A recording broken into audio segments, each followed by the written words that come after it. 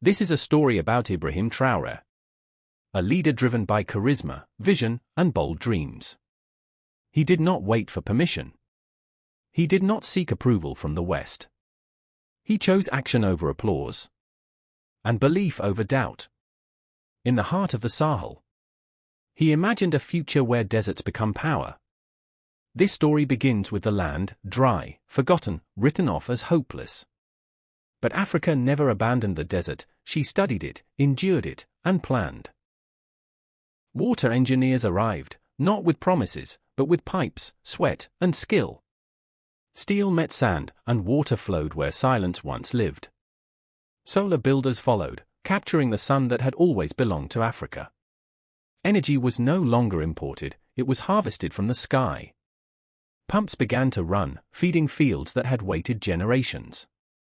The green belt began, tree by tree, row by row, hope taking root. Dust turned darker, not from drought, but from fertile soil. Farmers returned, no longer survivors, but producers. Modern agriculture replaced struggle, knowledge becoming the new tool. Education spread under open skies, skills shared hand to hand. Young people learned to build, not to escape. Communities worked together, engineers, farmers, teachers, builders.